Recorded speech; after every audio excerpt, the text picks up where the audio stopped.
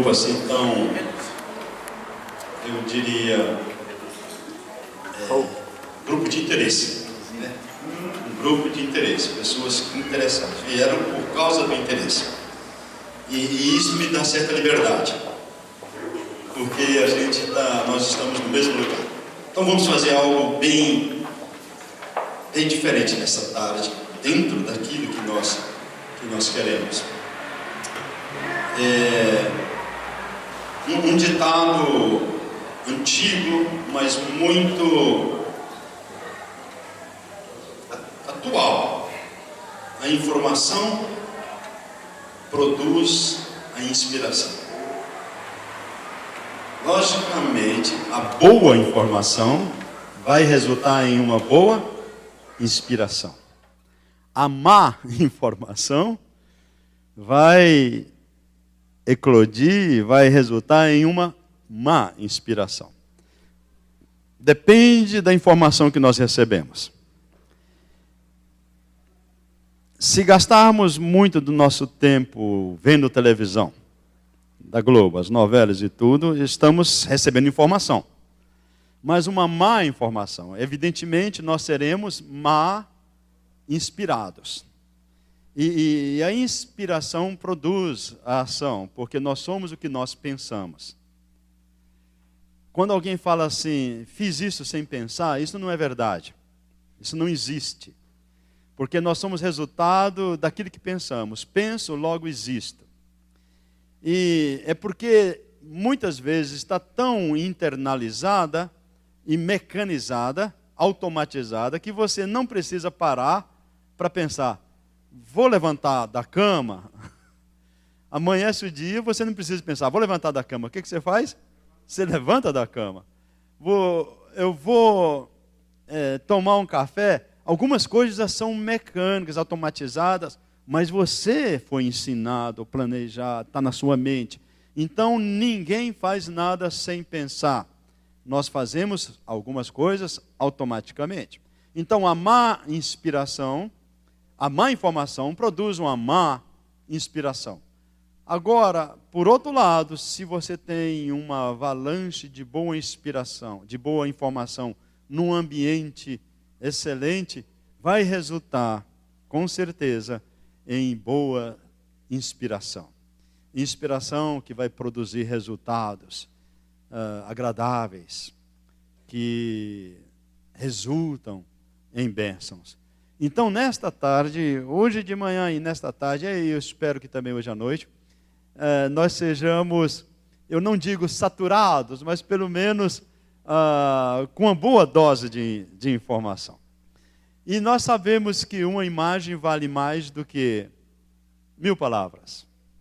Feliz é um homem que consegue, numa prédica ou numa palavra, levar as pessoas a imaginar.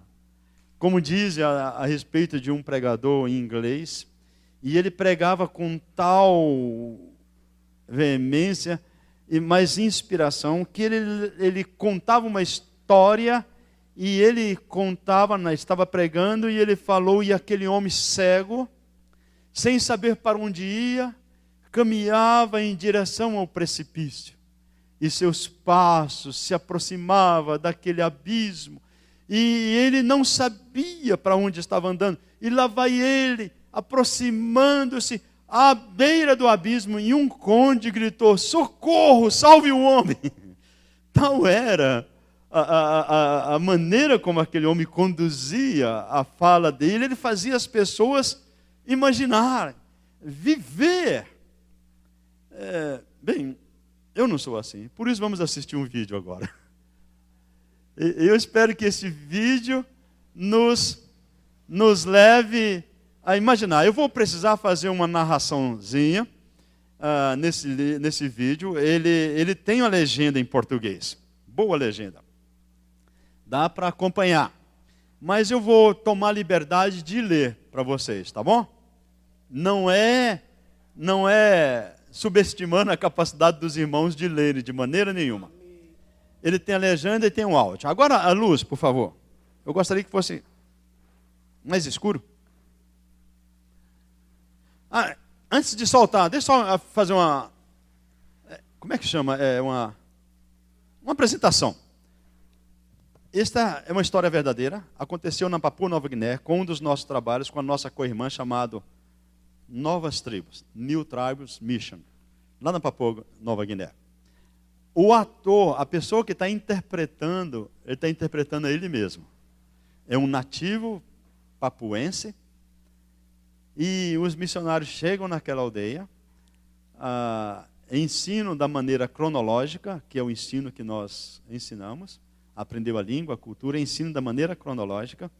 E aí a história acontece. É um povo que vive naquela aldeia, naquela região chamada Povo Moi. E o personagem chama-se Awaio. Pode soltar.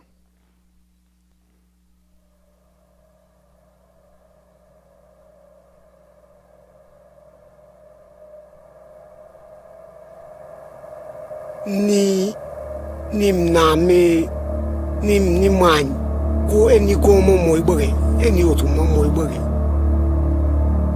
eni edo bore que edo academia e outro uma ni gaio maha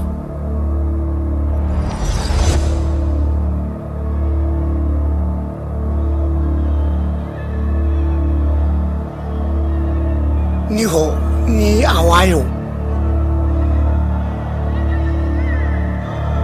Do medo para a fé.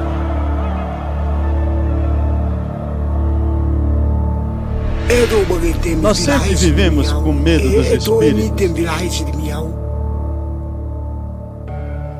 Nós Moi somos um povo corajoso, mas morremos muito cedo.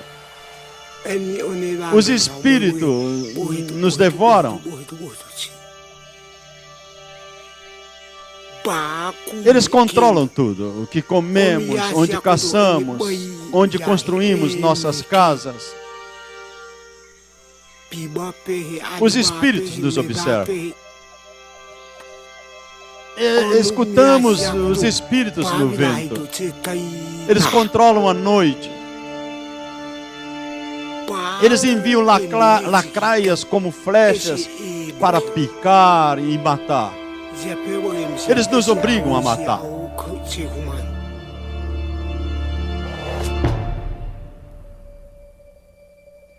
Meu primo cometeu adultério. E os espíritos ficaram muito bravos. Então a família de sua esposa matou o meu primo e jogou o corpo lá no rio. Mesmo assim, minha família tinha de ser compensada pela sua morte. Sua família tentou pagar com dinheiro de conchas, mas não era suficiente. Então, a nossa família resolveu vingar a morte do primo. E numa tarde, escondido na selva, esperemos que os parentes da esposa dele viessem caminhando. Nós estávamos de emboscada. Só o sangue poderia satisfazer a vida. Uma morte por uma morte. Preste atenção nessa frase, que ela é muito importante.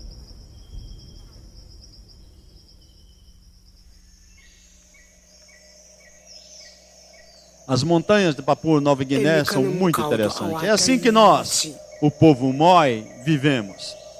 Fazemos nossas roças, caçamos, construímos nossas casas naquelas ladeiras íngremes, plantamos sagu, matamos o porco, caçamos o porco. Mas temos medo o tempo todo porque os espíritos nos observam.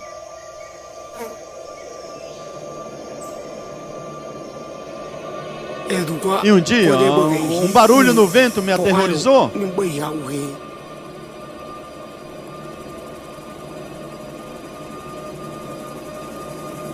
Eu saí correndo para ver o que era e me escondi.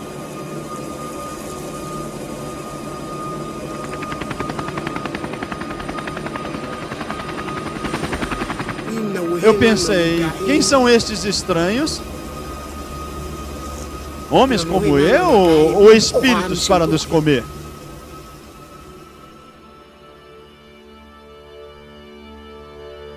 meu povo convidou esses estranhos para morar conosco. Anos passaram e eles aprenderam nossa língua, eles aprenderam nossa cultura.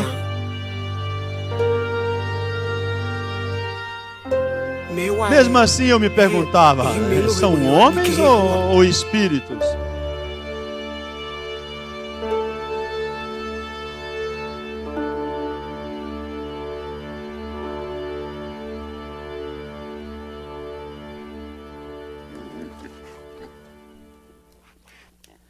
Os estranhos compartilharam sobre o Criador. Alguns moi escutaram, eu não. Eu ouvi eles dizerem, o Criador é mais forte que os espíritos. Ah, eu pensei, é conversa fiada.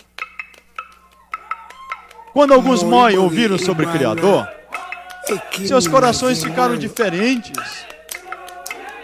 Na festa, eles não tinham medo de quebrar as regras dos espíritos. Eles caçavam o que queriam.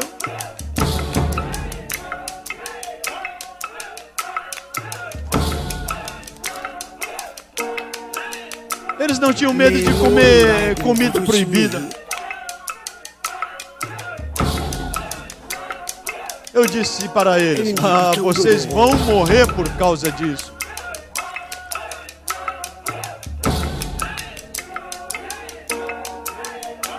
A morte é pequena, eles me disseram. A palavra do Criador é grande. Eu pensei, isso é realmente conversa fiada. Mas eu não sabia de nada. Eu só ficava pensando sobre o que os espíritos iam fazer. Aí passaram-se dias, o tempo, e quando a lacraia me picou, eu sabia que os espíritos estavam bravos. Então a minha família me sangrou para o sangue ruim sair. Mas a minha doença foi piorando, ficou pior e pior. Então eles mataram um porco. Mas mesmo assim os espíritos não estavam satisfeitos. Eu estava morrendo. Aí eles vieram. Sim, era de noite, no escuro. Os moi que acreditaram na palavra do Criador vieram trazendo remédio. Eles vieram durante a noite para me salvar. Mas todo mundo tem medo da noite, porque é na noite que os espíritos andam. Mas eles vieram de noite para me salvar. Por que é que eles não tinham medo do escuro? Por que é que eles não tinham medo do espírito? Depois que eu sarei, todos os dias, por vários meses, eu escutei a história do Criador. Eu prestei atenção no que aqueles estranhos falavam. Aí eu vi o meu próprio pecado. E eu fiquei impactado. A palavra do Criador era muito poderosa.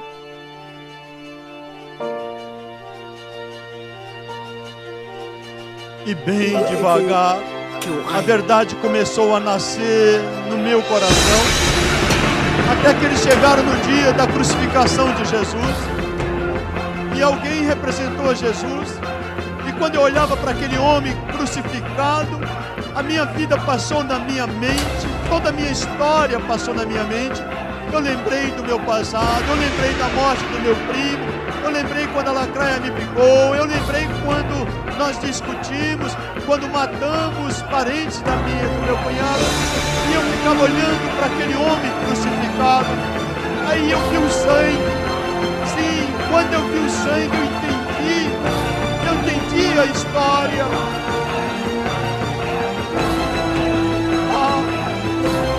O sangue derramado. Sim, agora eu entendo. Jesus morreu por nós. Jesus morreu por mim. Uma morte para pagar a minha dívida. Mas eu sei que tem mais povos como moi. Pessoas que não conhecem o Criador. Pessoas que nunca ouviram que Jesus morreu por eles. E eu pergunto, quem irá contar para eles? Quem irá contar para eles? New Tribes Mission, Missão Novas Tribos.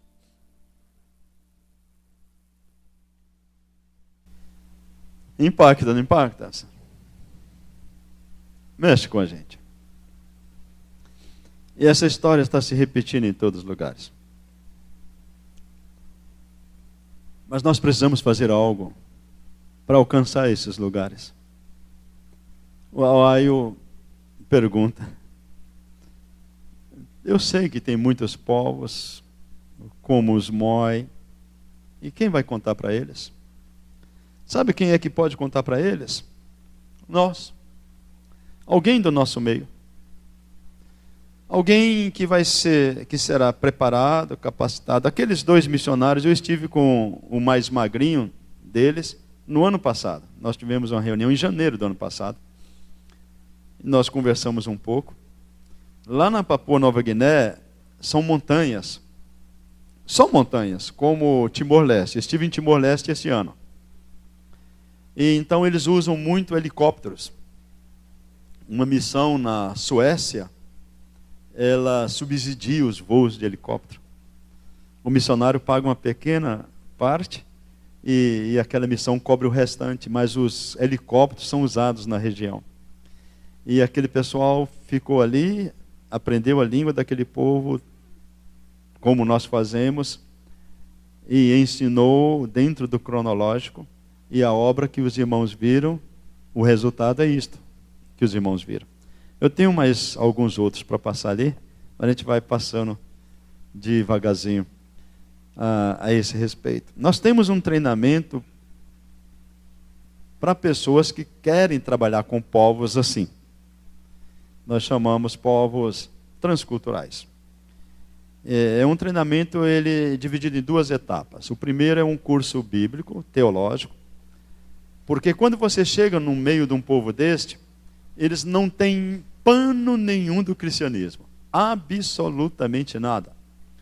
E seria até ridículo você falar: eis o Cordeiro de Deus que tira o pecado do mundo.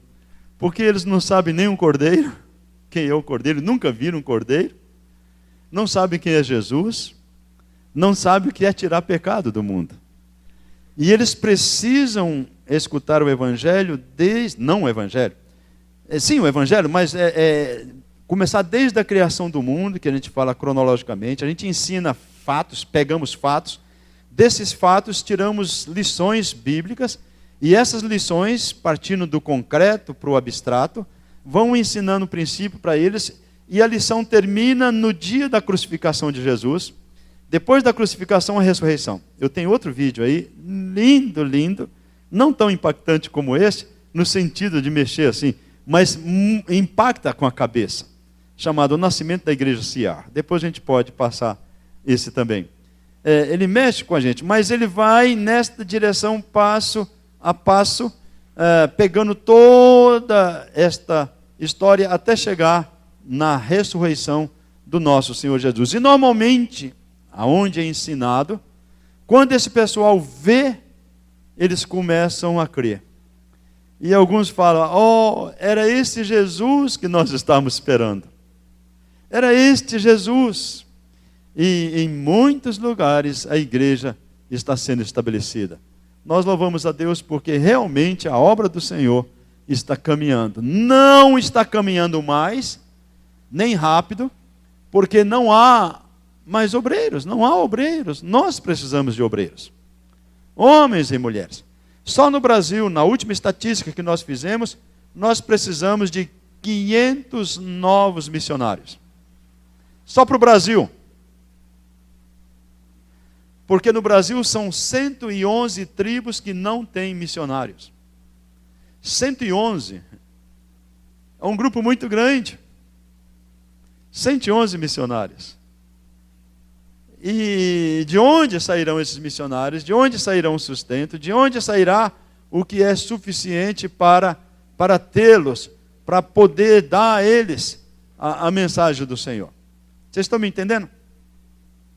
Então, nesse período aqui, à tarde, depois de passar esse pequeno vídeo e dando essa pequena introdução, eu queria deixar os irmãos com liberdade para me interromper, para fazerem perguntas que sejam ligadas diretamente com a evangelização, com o trabalho missionário entre os povos não alcançados. Então, os irmãos tenham toda a liberdade, na hora que quiser, pode me interromper e fazer as perguntas que queiram fazer. Não se acanhem. Estamos numa reunião livre, aberta. Podem fazer e nós tentaremos responder a todas elas dentro daquilo que Deus nos tem concedido, dentro daquilo que Deus nos tem dado. Tá bom assim? Mas façam um de cada vez. Não vão fazer 3, 4, fazendo pergunta assim para amontoar. É um de cada vez, aí vai nos ajudar. Abra sua Bíblia em Marcos, capítulo 1. Enquanto você abre lá, pode pensar nas perguntas, não tem problema nenhum. Evangelho de Marcos, capítulo 1.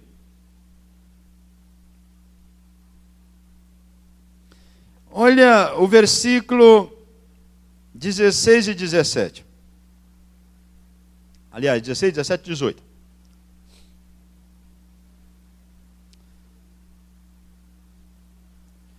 Alguém lê para nós. Marcos 1, 16, 17 e 18.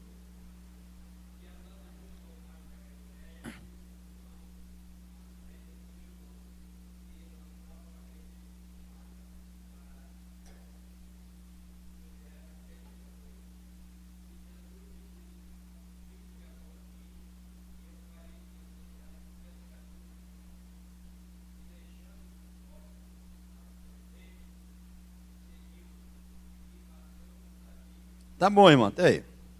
Obrigado. Jesus estava andando na beira da praia. E este é o primeiro encontro com aqueles homens. Não tinham encontrado antes. Perceberam? No texto? Em Mateus capítulo 4 é a mesma coisa. Jesus vai andando na beira da praia, vê aqueles pescadores. E o Senhor Jesus Cristo lhe diz: vinde após mim, e vocês terão um céu, terão uma vida eterna, e eu vos farei homens bem-sucedidos. Vinde após mim, e vocês terão todas as bênçãos, resultado do encontro comigo, porque eu darei toda a alegria para vocês. Como é que foi que o Senhor Jesus disse? É interessante. Aqueles homens eram crentes? Agora vamos complicar nossa teologia. Eles eram crentes? Não, porque era o primeiro encontro com eles. E quando você encontra com eles, o Senhor não promete nenhuma bênção. Promete? Dessas que a gente escuta para lá e para cá, o que o Senhor diz para eles? Pode repetir. Eu vos farei pescadores de homens. Isso para mim é tremendamente significativo. Primeiro encontro, não eram crentes, o Senhor diz: vinde após mim, eu vos farei pescadores de homens.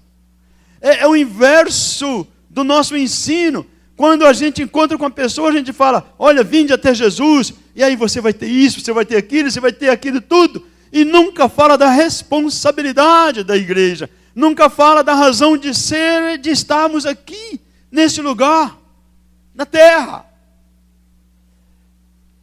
Sabe, meus irmãos, nós somos fruto daquilo que nós pensamos, daquilo que nós recebemos, ensinos. E um dia eu estava pregando, eu fiquei empolgado e eu disse: sabe por que nós estamos aqui na terra? A razão de estarmos aqui na terra é para pregar o Evangelho. 1 Pedro capítulo 2 diz que nós estamos aqui para anunciar as virtudes daquele que nos tirou das trevas para a sua maravilhosa luz. E eu disse: se não fosse por isso, na hora que a gente se convertia, o Senhor nos levava para o céu. Ele já fez isso, não já fez? Ele não trasladou algumas pessoas? Então por que Ele não nos traslada? Por que Ele não nos leva? Por que Ele nos deixa nesta terra? Ele nos deixa porque em Atos capítulo 1, versículo 8 diz: mas recebereis poder ao descer sobre vós o Espírito Santo, e ser-me-eis minhas testemunhas. E nós somos testemunhas do Senhor, porque o Senhor subiu E alguém precisa visivelmente ficar aqui para ele ver o Senhor. Nós somos as mãos, nós somos os pés, nós somos o corpo do Senhor. A parte visível dessa vida invisível, espiritual, que o Senhor tem para nós. Quando alguém olha para você, ele quer ver o Senhor Jesus. Quando alguém olha para você, ele quer ver o rosto brilhando do Senhor Jesus. As nossas ações manifestando as ações do Senhor. Sereis minhas testemunhas. E isto não é opção. Você não diz, agora eu vou ser testemunha. Aí depois você fala, agora não vou ser testemunha. Não existe isso. A única opção que você tem é, agora eu serei uma boa testemunha, ou agora eu serei uma má testemunha. Mas você nunca deixou de ser testemunha. Nunca. A não ser que você não seja crente. Mas se você o é, e o Espírito do Senhor habita em você e te selou para a vida eterna e para te levar, você é uma testemunha do Senhor. E nós estamos aqui para testemunhar. Aí eu estava lendo um livro de Tozer, um dos grandes escritores americanos da década de 40, 50, e ele fala isso, que nós estamos aqui para testemunhar, senão o Senhor nos levaria. Eu falei, eu acho que eu li isso dele, porque eu não ia criar alguma coisa assim. E realmente nós estamos aqui para testemunhar do Senhor. E o Senhor coloca nesse texto como primazia o testemunho, para pessoas que haviam acabado de encontrar com o Senhor. Ele diz, vinde após mim, e eu vos farei pescadores de homens. É uma ação do Senhor, não é automático. Nós não saímos pescadores de homens, é uma obra do Senhor em nós, é Ele que opera isso em nós, mas Ele diz, eu vos farei, porque almas, vidas, é negócio do Senhor. Quem entende de coração é o Senhor. Quem entende de vidas é o Senhor, porque nós somos obra da sua criação. Eu vos farei pescadores de homens. Ele falou pescadores de homens porque ele estava conversando com pescadores. Ele quis dar ênfase a esse respeito. Se fosse um caçador, ele falou assim, eu vos farei caçador de homens. O que o Senhor queria chamar a atenção é o seguinte, vocês estão aqui para anunciar o Evangelho. Bem entendido? Posso passar para o próximo ponto? Vocês estão bons demais, vocês não estão fazendo pergunta, estou começando a ficar preocupado. Pode perguntar, pode me interromper qualquer hora, fazer pergunta. Vamos para o próximo verso. No mesmo texto, no mesmo capítulo, aliás, versículo 35. Alguém leia o versículo 35, outro leia o 36 e assim por diante, até o versículo 39. 35, Marcos 1, 35.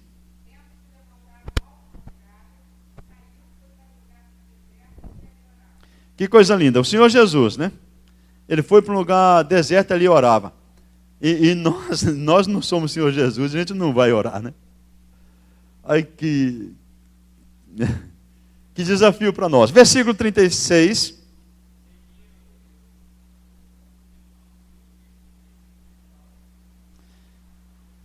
A minha Bíblia diz, a minha versão, procuravam-no diligentemente.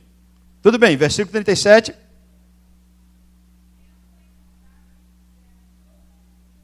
Ah, sim, todos te buscam. O Senhor foi para um lugar orar, e agora Simão chega com os outros e fala, mestre, todos te buscam. Qual foi a resposta do Senhor Jesus, versículo 38?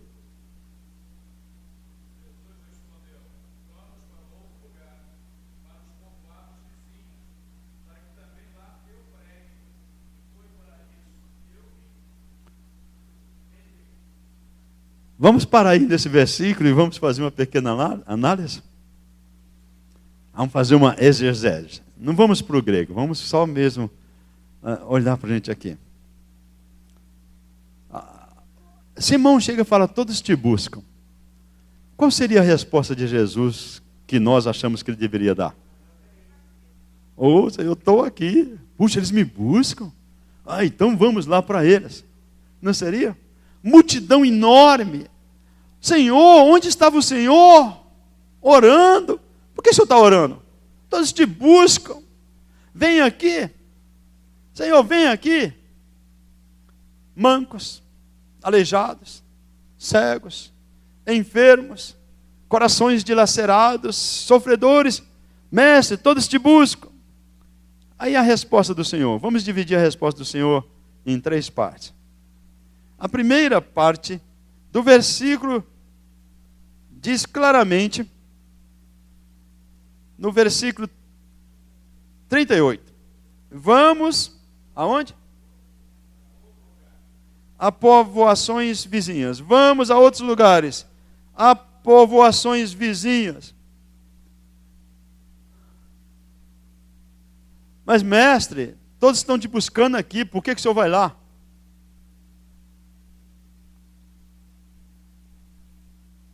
Senhor, se já estão te procurando aqui, isso é suficiente. Aí ele fala, não, vamos a outros lugares, as povoações vizinhas. Isso mexe com a gente, não mexe? Porque isso vai contra a nossa estrutura eclesiástica, contra a maneira da gente agir. Não a dele é a dele que nós queremos seguir.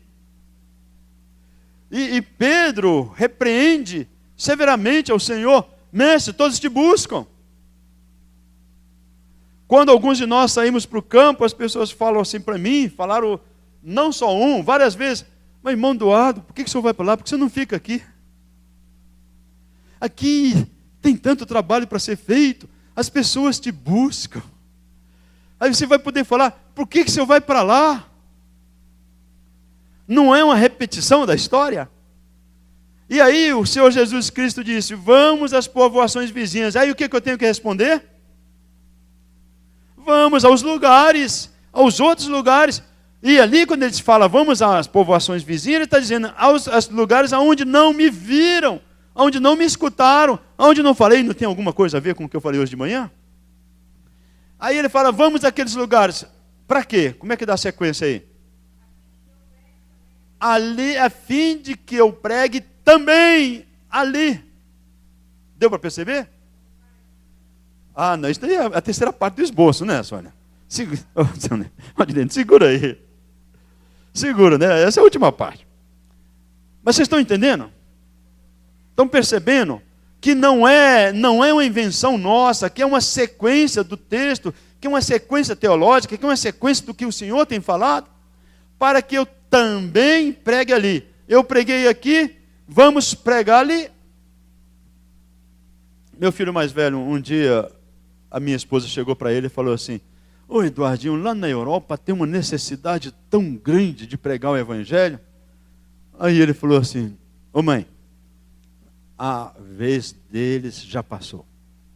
Nós temos que ir aonde nunca foi pregado o Evangelho. Eu olhei para ele e falei, puxa, bem ensinado. Agora, não vamos pregar na Europa? Claro. Há muitas igrejas lá. Mas a sequência lógica do Senhor é esta. Para que eu também pregue ali.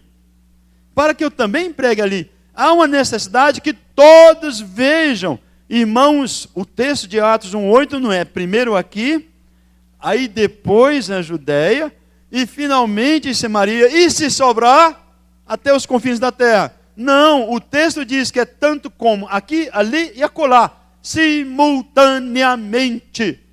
Em um português mais claro, ao mesmo tempo, agora. Agora.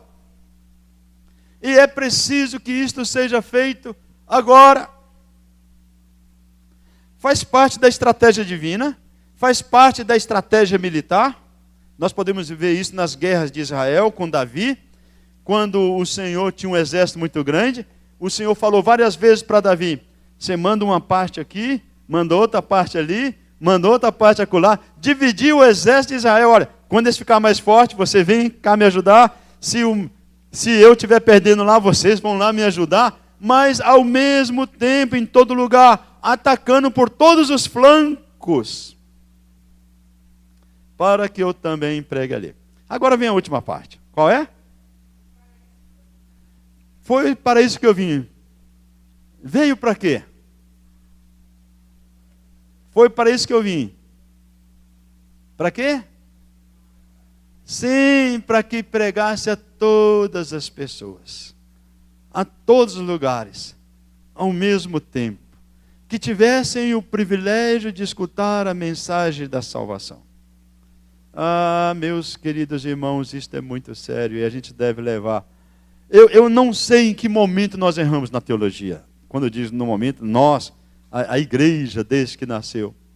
Porque nós deixamos, nós concentramos, nós paramos de avançar, chegamos num lugar só. Eu não sei o que aconteceu. Eu acho que tem um pouco a ver com o fato de sermos peregrinos. Eu acho que tem o fato de de ser... Eu estou muito cansado. Já estou começando a trocar as palavras, comendo S, errando na concordância, isso é cansaço. Isso tem muito a ver com o fato de que éramos peregrinos. Falei éramos com uma razão muito especial. Éramos peregrinos. A igreja nasceu peregrina. Vamos imaginar aqui. Os peregrinos viviam em tendas, barracas, não era isso? Eles não tinham casa própria. Eles vinham, paravam no lugar, montavam a sua tenda, sua barraca. Aí, quando chegava o momento certo, eles iam para outro lugar, desmontavam a barraca e viajavam. Não é assim que faz o peregrino? E nós somos peregrinos, nós somos forasteiros. Quem se lembra daquele... Eu vi que o Sérgio canta bem, que só. Quem se lembra daquele corinho? Da linda pátria estou muito longe, cansado estou. Que lindo, não é verdade? Vamos cantá-lo? Da linda pátria estou muito longe, cansado estou. Quem tira para nós? Se eu tirar, vocês nunca mais entram. Se demorar muito, eu vou continuar a mensagem, irmãos. Não olha, não vão cantar de cor, afinal de contas vocês têm a minha idade. Da pátria estou muito longe, cansado estou. Eu tenho de Jesus saudade. Oh, quando é que eu vou? Passarinhos, belas flores, querem me encantar. Oh, vãos terrestres esplendores, de longe enxergo lá. Versões diferentes. Mas a ideia do peregrino era esta. O peregrino estava caminhando, parava, estabelecia sua tenda, precisava ir para frente, desmontava sua tenda e ia embora. Filipenses capítulo 3 diz que a nossa cidade não é aqui, nossa cidade é ali, e para lá nós caminhamos. Mas um dia, os peregrinos, agora vamos passear. Um peregrino parou num lugar e ele viu que era bonito e que tinha coisa, então ele fincou as estacas, aí o vento vinha muito forte. Aí falou, vamos fazer uma parede aqui. Fizeram a parede aqui, fizeram outra parede ali. Aí alguém falou assim, olha, sabe, vamos colocar E fizeram um telhado. E aí na hora de ir embora, olha, vamos embora amanhã. Aí o peregrino falou assim, olha, eu fiz a parede, eu fiz a casa, não dá para eu ir, eu posso ficar? Aí começou a ficar pessoas, alguns foram peregrinando, mas outros começaram a estabelecer, e os peregrinos passaram a ser menores, poucos. Aquele que fez sua casa primeiro, resolveu, apareceram arquitetos, apareceram engenheiros, começaram a melhorar as construções, e aí de repente nós deixamos de ser peregrinos, passamos a ser moradores com raízes, com casas bonitas, com cidades, e agora não mais temos a nossa cidade no céu, mas nós temos a nossa cidade aqui, estabelecemos aqui, paramos aqui. E aí sabe o que começa a acontecer com a nossa teologia? Sim, irmãos, a nossa teologia ela muda dependendo da necessidade. Nós temos um poder impressionante de se adequar às situações. As mensagens que falavam da cidade futura, deixou de falar da cidade futura, começamos a falar do como viver bem aqui. As mensagens que falavam do céu passaram a ser de autoajuda para você viver na terra. Não se fala mais de viver no céu, mas sim de viver na terra. E agora não se fala mais de salvação e de ir para o céu. Fala de como você ser cabeça e não ser cauda. De como você ser Senhor e não ser mais escravos. E agora a gente fala: Senhor, nós decretamos e queremos a tua promessa, como o Senhor disse. Nós não mais caminhamos para o céu. Nós estamos com os pés na terra. A nossa teologia mudou. E isso que o Senhor ensinava sobre ir para todos os lugares para pregar, ficou difícil, nós paramos e pregamos aqui. Para que ir tão longe se podemos pregar aqui?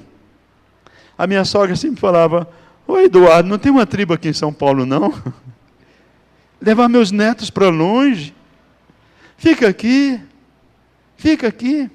Mas o Senhor disse: para isso é que eu também vim. Para que todos ouçam, para que todos conheçam, para que todos saibam que só Jesus Cristo é a esperança da glória, só Ele é Salvador, só Ele que realmente transforma vidas. Para isso que eu também vim. E nós como missionários, nós como os crentes, melhor dizendo, nós como crentes, temos o dever sacrossanto de anunciar esse evangelho até os confins da terra, em todos os lugares. Alguma pergunta? Sim, minha irmã. Olha. Quando a gente parte no bem é céu, que aqui vai ser o paraíso, né? Eterno, na terra. Os testemunhas de Jeová, né? Isto.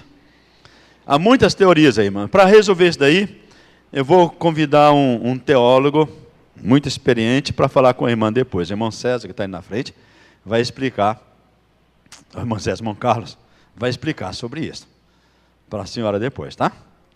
Mas o testemunho de Jeová fala isso mesmo. Outros falam em outro lugar: a terra vai se transformar, novos céus, novas terras e tudo isto. Um dia um irmão querido lá do Espírito Santo chegou para mim e falou: irmão Eduardo, quando tiver o arrebatamento, aqueles que morreram, os corpos vão ressuscitar e vai se unir com os espíritos. Imagina isso. Hein, Carlos?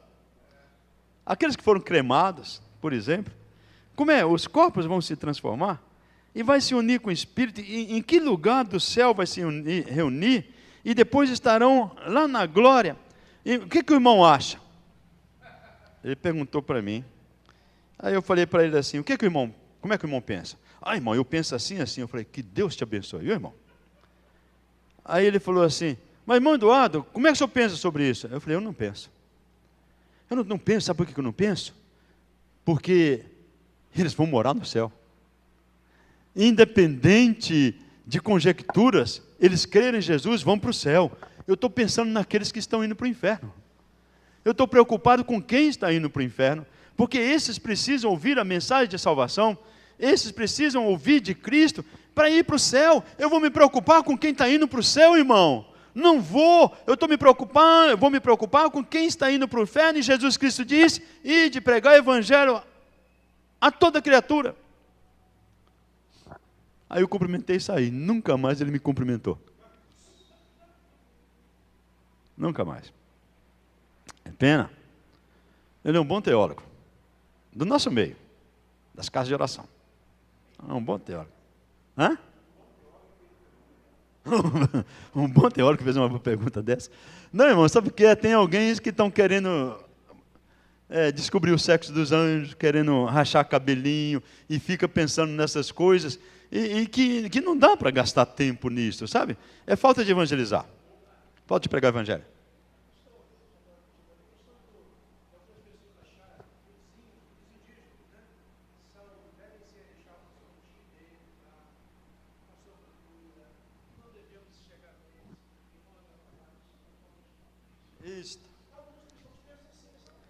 É uma boa pergunta esta.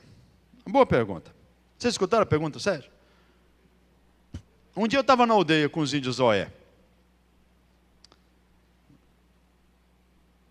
Você chegou a ver o vídeo, Carlos, hoje de manhã? O PowerPoint? Poxa, que pena. Será que ele perdeu, Sônia? Será que ele perdeu muito? Ele não viu o PowerPoint? Ele conhece. Aí eu estava lá com os índios Zoé. Os índios do meu lado, eu fui buscar água no rio para minha esposa. Aí enchi o balde lá no rio, estou voltando. Aí tinha um visitante. A esposa dele era médica. E os índios estavam doentes, então nós convidamos a doutora Miriam para cuidar dos índios lá. E ela chegou e ele foi junto, de carona. Aí ele está andando comigo, aí ele fala assim: Eduardo, tudo bem, mas o que você está fazendo aqui no mato? Estes índios têm sua religião, ele tem seus deuses, e você vem trazer o Deus do branco para cá, você vem trazer esses ensinos para cá, como é que você vai fazer isso? Aí eu olhei para ele, ele era um pastor. Ele é um pastor de uma denominação que não vou falar, mas tradicional. Aí ele falou, eu olhei para ele e falei assim: eu vou tratar esse homem como incrédulo, só posso tratá-lo como incrédulo. Aí eu falei: você está vendo, a tua esposa está aqui, cuidando da saúde dele. Esses índios estariam morrendo se a gente não fizesse isso. Então nós estamos aqui cuidar. Ah, sim, tudo bem, agora eu entendo por que vocês estão aqui. Agora eu entendo. Oh, meus irmãos, é uma tragédia. Abra a sua Bíblia em 2 Tessalonicenses, capítulo 1. Em todos os lugares onde eu vou, quando eu dou a oportunidade de fazer perguntas, eu quero que me faça uma pergunta. Algumas perguntas para eu resolver algumas questões que eu creio que impedem a pregação do Evangelho para os povos, que servem como desculpas. E nessa 2 Tessalonicenses, eu queria responder isso para vocês. Embora vocês tenham bons professores aqui, vocês não vão ter problema com isso. Primeiro, segunda... repetir a pergunta do Sérgio. Mas eles não entenderam? Eu pensei que eu tinha respondido. Fala de novo, Sérgio. A pergunta é sobre o problema da intervenção branca no meio dos indígenas. Se algumas pessoas acham que isso traz prejuízo para eles. Inclusive o seguinte: se eles morrerem lá sem salvação, por que tem que ir lá falar que eles não conhecem de Deus, não conhecem nada? Por que tem que ir lá falar de Jesus para eles, né? E interferir na sua crença? Se eles lá são inocentes, né? Aí o quê? Ele falou, são inocentes, né? E por que agora morrem lá? Isso. Então vamos dividir em a pergunta dele em duas partes. Primeira, questão da interferência na cultura. A segunda, porque eles são inocentes. A primeira, muitas pessoas não se preocupam com ela porque não entendem esse aspecto cultural. Até acham que a gente pode interferir, porque estão lá desassistidos. A gente precisa ensiná-los, entre aspas, precisamos ensiná-los a viver. É um absurdo alguém falar isso. Não é porque estão lá no mato como animais. Olha, vamos lá ensiná-los a viver. Irmãos, eles vivem muito bem sem a gente. Embora não tenham acesso a remédios e, por causa disso, algumas endemias o matam com muita facilidade, né? Não tem resistência nenhuma. Mas vamos separar em duas partes. A questão da inocência dos povos indígenas. Por que você vai pregar o evangelho para eles se eles são inocentes? E se eles morrerem inocentes, eles vão para o céu. Porque nunca ouviram. Eles não têm culpa de nunca terem ouvido. Então, se eles nunca ouviram o evangelho, como é que vamos condená-los se eles nunca ouviram? Vocês já escutaram essa afirmação? Vocês já ouviram? Agora, antes de ler Tessalonicenses, deixe-me falar o seguinte. Imaginemos que tem uma tribo ali de 100 pessoas. O Zoé era 119. Lá no mato, nunca ouviram o evangelho. Segundo esse pensamento de salvação universal, porque isso está incluído dentro da salvação universal, né? Aí eles são inocentes porque nunca ouviram. Se morrerem, vão para o céu porque eles nunca ouviram. Aí Jesus fala: ide por todo mundo pregar o evangelho. Manda pregar. Aí você vai lá e prega. Você chega lá naquela aldeia, você pregou o evangelho. Pregou o evangelho, eu não sei por que estou olhando para o relógio, porque eu não sei que hora que tem que parar. Nós começamos 4 e pouco, já tem 1 hora, né? Eu acho que já está quase na hora. Tá. Aí eu concluo esse pensamento e a gente dá uma parada, tá? Tá. Aí, 100 pessoas, pensa comigo aqui, vocês têm que pensar agora. Lá no Amazonas, aí o missionário chega, em obediência à palavra do Senhor, porque a ordem dada é ordem executada, não se discute. Aí você vai pregar o evangelho, você chega na Amazônia, tem 100 pessoas, você aprende a cultura, a língua, aí você começa a pregar. Aí daquelas 100 pessoas, 50 se convertem e vão para o céu. Mas 50 não se convertem. E como não se convertem, elas vão para o inferno. Opa! E antigamente, se elas não tivessem escutado o evangelho, as 100 iria para o céu, porque são inocentes. Então, o nosso evangelho não é evangelho de salvação, o nosso evangelho é evangelho de condenação. Vocês estão vendo a incoerência do negócio? Irmãos, não existe nenhum povo inocente. A palavra de Deus diz em João, diz que, vamos juntar os versículos. Romanos fala que todos pecaram e carecem da glória de Deus. Romanos 3, 23, não é isso? João, Evangelho de João, fala que gente, estou misturando 2 versículos aqui, por isso estou confundindo. É João capítulo 3 e capítulo 4.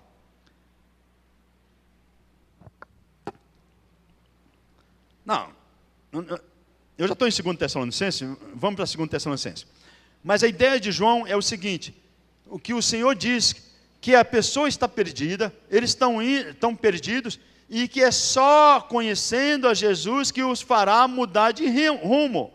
Não é que as pessoas serão perdidas depois que morrerem, e chegarem no julgamento, e aí elas terão uma esperança. Não, não existe isto. A pessoa já está condenada. Todo mundo está condenado. Aí crê em Jesus, aí ela vai para o céu. É essa a diferença. Não existe na terra meio termo. Olha, nós vamos decidir a nossa condenação lá no final da jornada. O homem está condenado. A ira de Deus sobre ele permanece. E só muda de rumo quando aceitar Jesus Cristo como Salvador. Isso é diferente. Agora abra sua Bíblia em 2 Tessalonicenses, capítulo 1, versículo 7.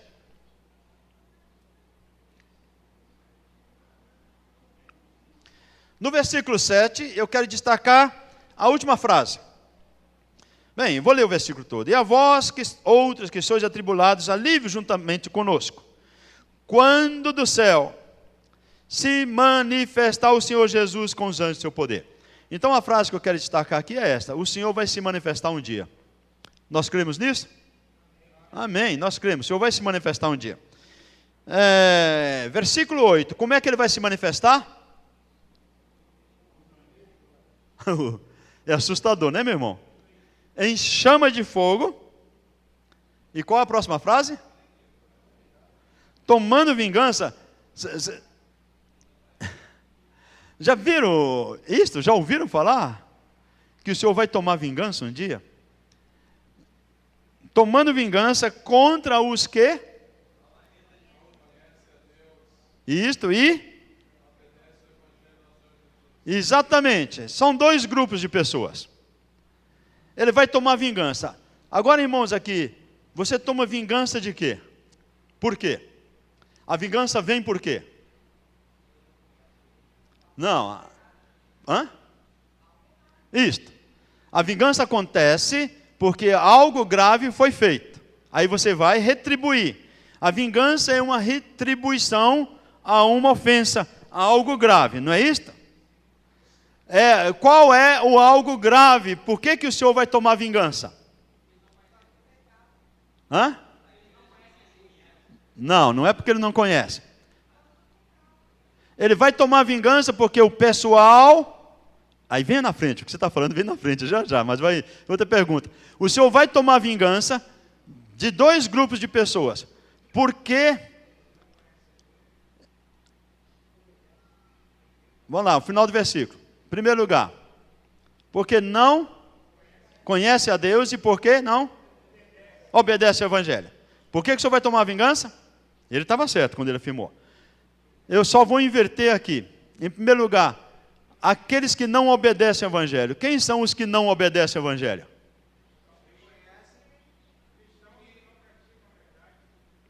Normalmente fala assim, irmão, você está absolutamente errado. Perdoe. Não são cristãos. Não estou falando de cristão. Aí são pessoas que ouviram o Evangelho, mas não se converteram. Porque o Senhor não vai tomar vingança contra os crentes. Ele vai tomar vingança contra os que ouviram o Evangelho e não se converteram. Irmãos, para alguém ouvir o Evangelho e não se converter, é realmente uma rejeição absurda, e a única força oposta a ela é uma vingança. Porque o Filho morreu na cruz por causa daquela pessoa, e aquela pessoa gospe no Senhor, rejeita o Senhor, e ela faz isto consciente, ela diz, eu não quero. São aqueles que ouviram e não creram, os que não obedecem o Evangelho de Cristo. E quem são os que não conhecem a Deus? Os que nunca ouviram. E não conhecem a Deus mesmo. Salmos diz que as obras do Senhor revelam a sua glória, mas não revelam o Senhor. Não diz o que Ele quer, como é e como fazemos para ser salvos. Esta grandeza da terra, esta grandeza do universo mostra-nos que há um Criador. Os astecas, os incas, eles tinham o sol como soberano. Eles tinham o sol como soberano e adoravam o sol e sacrificavam ao sol.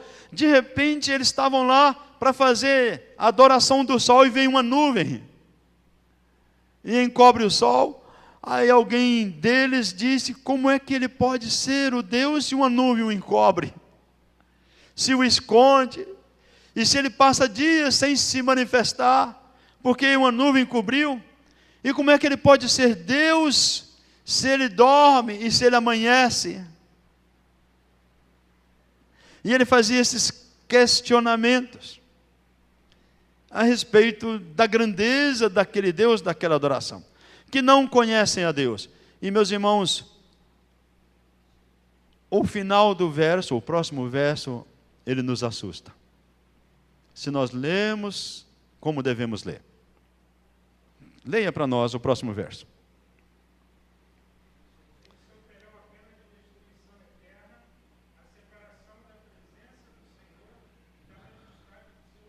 Exatamente, irmão. Estes sofrerão penalidade de eterna destruição, banidos da face do Senhor e da glória do seu poder. E esse aqui, banidos da face do Senhor, é o inferno. O inferno, irmãos, não é porque é onde o bicho não morre e o fogo não se apaga, onde está Satanás, e isso é terrível, mas o inferno não é terrível por causa disso. O inferno é terrível porque é banido da face da presença do Senhor. O Senhor não aparece lá. O céu é lindo, sim, mas não são por causa das ruas de ouro, nem das janelas, nem da porta de diamantes. Sim, o céu é lindo e é céu porque o Senhor está lá. Essa é a grande diferença. Então, banidos da face, da presença do Senhor, é o pior castigo que alguém pode receber. Mas diz que estes sofrerão penalidade de eterna destruição. Por que eterna destruição? Porque não é destruição e acabou. É eterna, ele vai sofrendo e sofrerá eternamente. É terrível. E ele fala isso para dois grupos de pessoas. Ele fala para os que não conhecem a Deus e fala para os que não obedecem ao Evangelho. Opa! Ele fala para as duas pessoas. Ele fala para aqueles que nunca ouviram e fala para aqueles que ouviram. E aí isso derruba todo o pensamento de pessoas. Ah, meus irmãos, então tem alguma coisa errada aí? Tem. Aonde está errado? A nossa responsabilidade. Aí Ezequiel capítulo 3 e Ezequiel 18, né? Ele disse, se eu disser ao ímpio que ele morrerá em seus pecados, e não avisares tu, ele morrerá em seus pecados, mas o sangue da sua alma requererei da tua mão. Aí a gente fala, irmão Eduardo, mas está lá em Ezequiel. Isso é no Velho Testamento, isso não tem nada a ver com a gente. Aí Atos, capítulo 18, Paulo diz, sobre a vossa cabeça o vosso sangue, eu estou limpo do sangue de vocês. Em Atos capítulo 20, Paulo fala a mesma coisa, eu vos protesto que estou limpo do sangue de vocês, porque nunca deixei de anunciar nenhum dos desígnios do Senhor. Paulo cita em 2 lugares. Isso traz para nós um peso muito grande de responsabilidade, que eu não sei mensurar, não sei como é que funciona, mas eu sei que a responsabilidade única e exclusiva é nossa, da igreja. Por isso desespera a minha alma, e nós precisamos correr para fazer a vontade do Pai. É um sacolejar de consciência, é um despertar da nossa responsabilidade, é um nos chamar ao lugar de onde nunca deveríamos ter saído. Não, amados, não há salvação universal.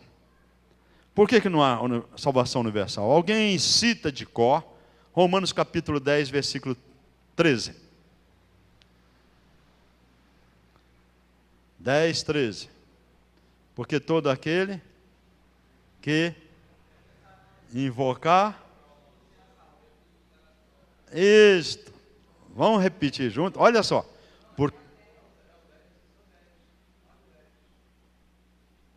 Então falei diferente. Não, irmão, perdoa-me. É Romanos 15, versículo 10. Por isso que você não sabia. Perdoe-me. Romanos 15, versículo 10. É isso mesmo. Achou aí, irmão? Romanos 15, 10. Esse verso está em Atos e também está em Ageu. 3 lugares. Porque todo aquele que invocar o nome do Senhor será salvo. Me perdoe pelo endereço errado.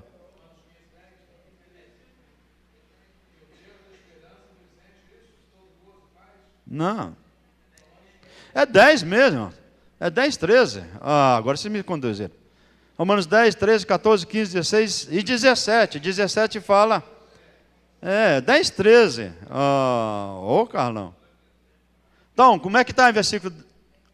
Como é que diz?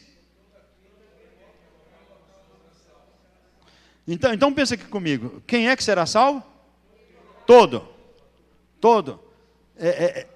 Ele será salvo quando fizer o quê? Invocar. Então, todo aquele que invocar a quem? Será que seria salvo se invocar o nome de outra pessoa?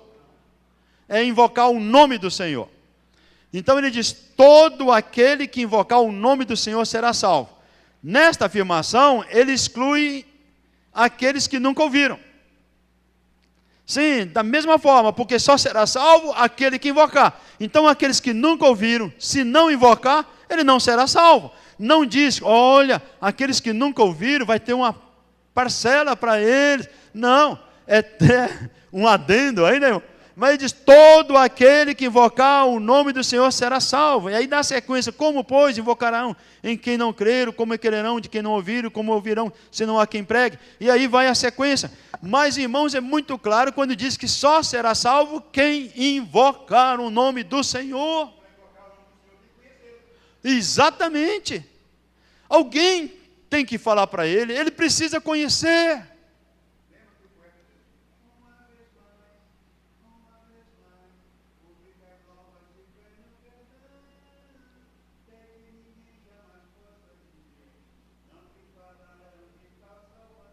Exatamente.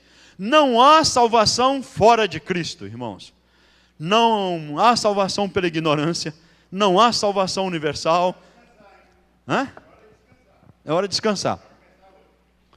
Não há salvação fora de Cristo. Isto precisa nos colocar, nos chamar a atenção. São 5:30.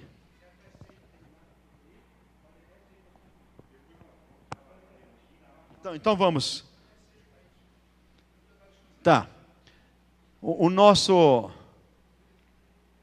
Como é que eu vou chamar? O nosso técnico na informática vai passar mais um videozinho para vocês. Bem especial. Eu tenho vários ali. Vamos colocar um. Vamos colocar um chamado... Bem, eu acho que a gente tem um tempo. Coloca este... Birth of the Seer. Isto. Pode soltar. Esse eu vou ter que traduzir para vocês. Também na Papua Nova Guiné. Os missionários aprenderam a língua, a cultura, traduziram o Novo Testamento e vão começar o ensino. Aí eles ensinam o povo. Eles estão ensinando, é um povo bem diferente dos povos indígenas brasileiros. Agora eu vou convidar vocês a prestar atenção na história. Preste atenção, um homem que vai falar é o chefe da aldeia. E ele vai dizer, ontem nós ouvimos sobre a morte de Jesus. E aí ele vai falar, depois ele fala assim, hoje nós ouvimos sobre a ressurreição de Jesus. E vocês prestem atenção nisso. É o último dia do ensino. Eles acabaram de ouvir o ensino cronológico e agora vai começar o homem vai dar um testemunho. Essa é a mais nova igreja. Ela nasceu em janeiro do ano passado.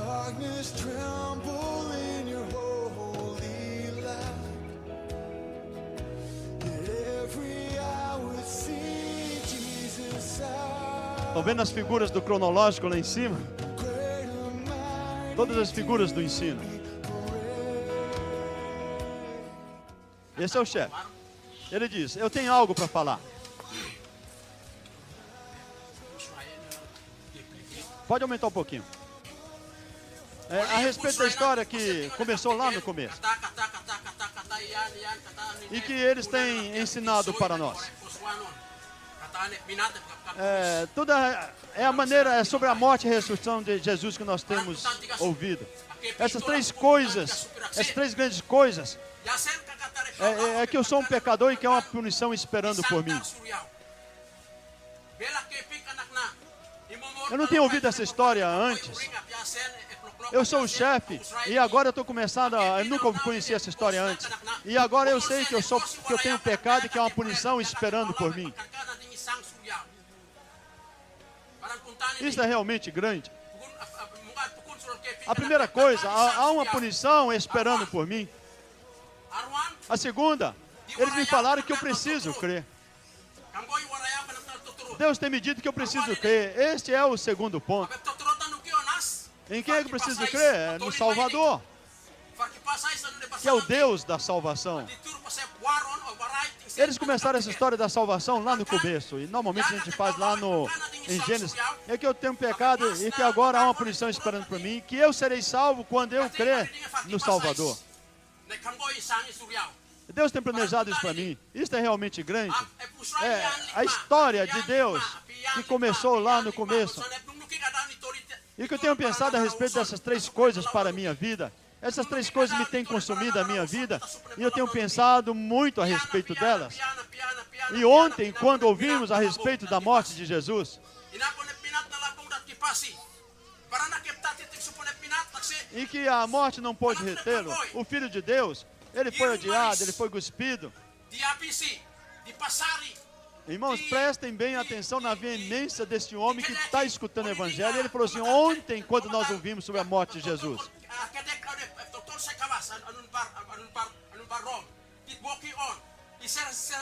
E o seu sangue fluiu.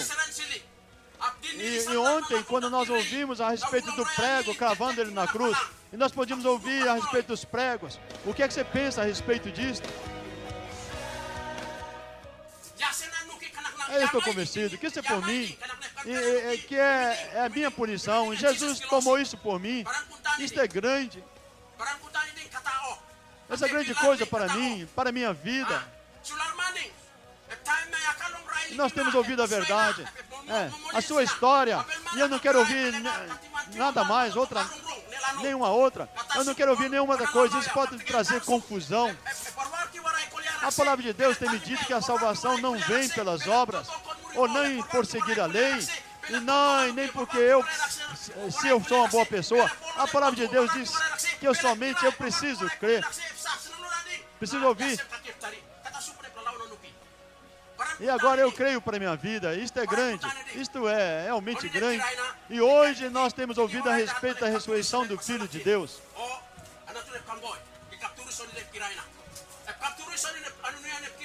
Veja bem, a morte não pode segurá-lo lá embaixo. Eles mostram para nós que Deus é mais poderoso que a morte. A morte não pode retê-lo, não pode segurá-lo lá embaixo. Isto é grande. E eu estou confiante que tudo isso, e que eu quero compartilhar com vocês de tudo isso, que eu creio na morte e na ressurreição do Filho de Deus. Eu creio nisso.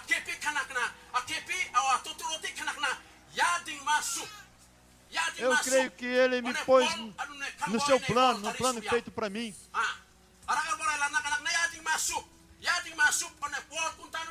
Eu gostaria de dizer, é do Filho de Deus, da salvação para mim. E agora eu estou na sua família. Com todos aqueles que, como eu, estou convencido, eu creio no que Deus me tem salvado. O Filho de Deus me salvou e me pôs na sua família. Ele fez isso, nós ouvimos que Ele fez isso. E Ele vai declarar a justiça de todos aqueles que creem nele. E para mim, para todos, Ele somente vai declarar a minha justiça. Ele fez tudo isso por mim.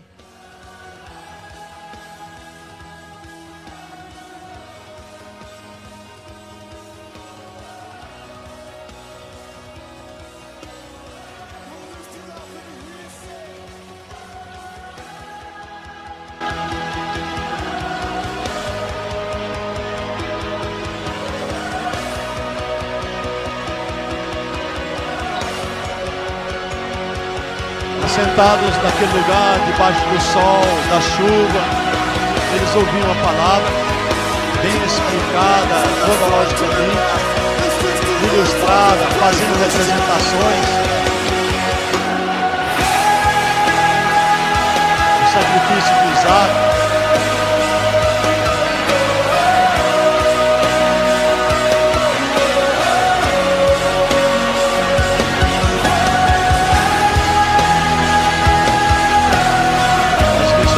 Também aprendendo a língua, podendo conversar com as mulheres.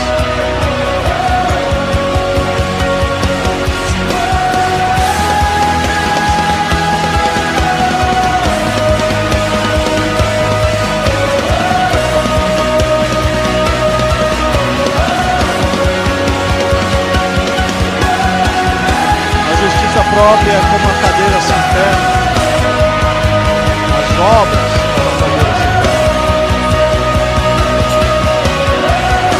A salvação veio para o Ceará. Quem será o próximo? Qual será o próximo povo que vai ouvir o Evangelho? Irmãos, o homem disse, ontem nós ouvimos sobre a morte de Jesus. Hoje ele fala, hoje nós ouvimos da ressurreição de Jesus. Ele faz uma declaração dessa que muitos crentes de 20, 30 anos não conseguem fazer. Isto é o ensino completo do Evangelho de uma maneira bem clara, de uma maneira nítida, seguindo o plano que a gente chama cronológico, alicerces firmes. Nós temos um livro grosso com 50 lições, que inclusive a gente vende esse livro. É um livro da Missão Novas Tribos. Ganhou o prêmio de melhor livro evangélico do ano. Em muitos lugares, tem sido uma bênção. Traduzido para mais de 200 línguas ao redor do mundo. E é assim que a gente faz a evangelização dos povos, aonde quer que eles estejam. Tá bom? Mais alguma pergunta? Senão a gente vai descansar. Mas tem um tempinho ainda.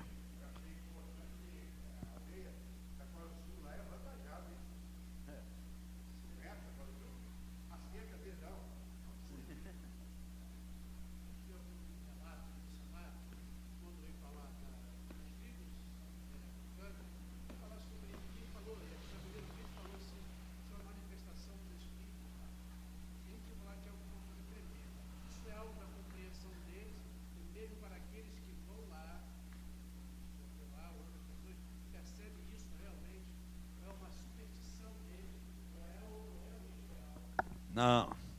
A presença dos espíritos é real. Ela é assustadora. Para os povos indígenas animistas, o que são animistas? Animistas são aqueles que dão vida para os inanimados.